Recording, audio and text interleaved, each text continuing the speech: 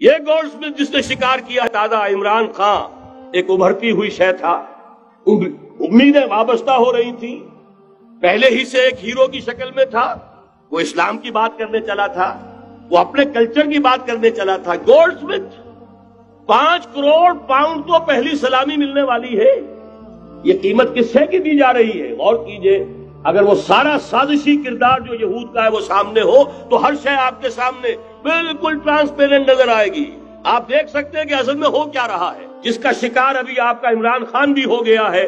کل جمعے میں مجھے اس کے بارے میں گفتگو کرنی ہے۔ وہ آرڈر آف دی الومناٹی 1776 میں قائم کیا گیا تھا، یہودیوں کی سازش، وہ آج تک چل رہی ہے۔ آج بھی یہودی ہے کہ جو اسلام کا خاتمہ اور مسلمانوں کو اپنے کمی کاری بنانے کے لیے ایک پورے ورلڈ آرڈر کا نقشہ بنا کر آ چکے ہیں، اور آج در حقیقت آپ کا اصل دشمن، میں بالکل اتفاق کرتا ہوں مولانا سے، اصل دشمن نمبر 1 میرے اور آپ کے اندر موجود ہے، میرا اور آپ کا نفس۔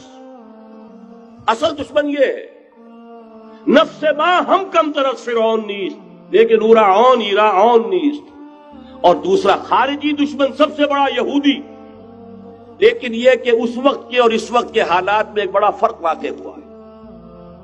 مجھے اقبال کے وہ شعر یاد آ رہے ہیں، دنیا کو ہے پھر مار کے روح و بدن پیش، تہذیب نے پھر اپنے درندوں کو ابھارا، اللہ کو پامر دیے مومن پہ بھروسہ، ابلیس کو یورپ کی مشینوں کا سہارا۔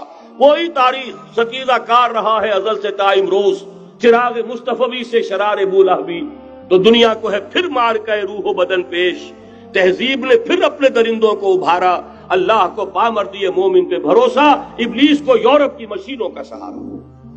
میں جس فرق کی طرف اشارہ کر رہا ہوں ذرا اس پر غور کیجئے۔ جس وقت یہودی حضور صلی اللہ علیہ وسلم اور صحابہ کرام کی مخالفت کر رہے تھے، ان کے اور عیسائیوں کے درمیان دشمنی تھی۔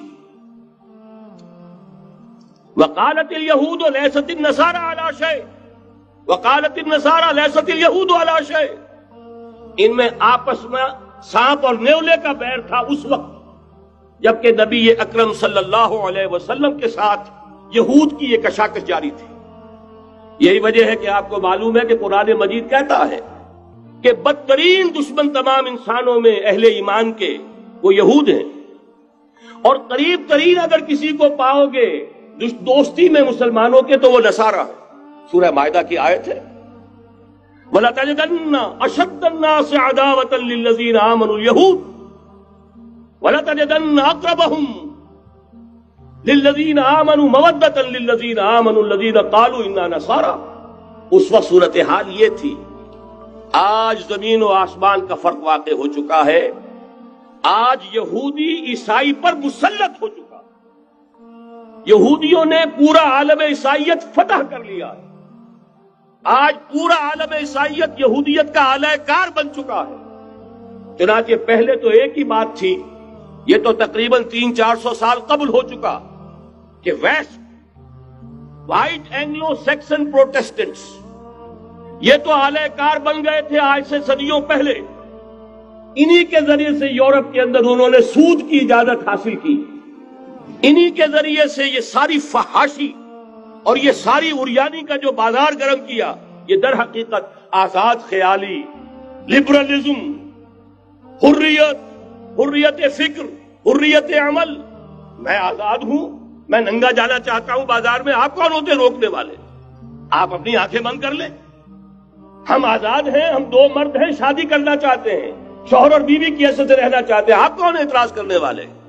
یہ سارا یہود کی سازش، اور آپ کو معلوم ہونا چاہیے جب تک پوپ کا کنٹرول تھا یورپ پر، یعنی ابھی کیتھولک جو عیسائیت ہے وہ غالب تھی، اس وقت تک پورے یورپ میں سود حرام تھا، کہیں انٹرسٹ کا کاروبار نہیں ہو سکتا تھا۔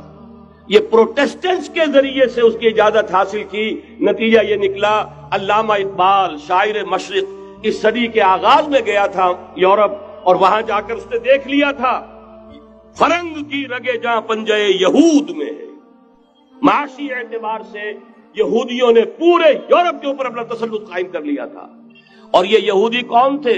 روتھ چائلڈز، گولڈ سمتھس، بہرحال مجھے جو دوسری بات کہنی تھی وہ یہ کہ یریدون لیطفئوا نور اللہ بافواہہم، اس وقت بھی یہودی تھا، آج بھی یہودی ہے، لیکن فرق یہ واقع ہوا ہے کہ اس وقت یہودی کے کنٹرول میں عیسائی نہیں تھے، بلکہ 1200 برس تک یہودیوں کے اوپر ظلم و ستم بلکہ ہوتا رہا عیسائیوں کے ہاتھوں، پورے یورپ میں پرسیکیوٹڈ تھے۔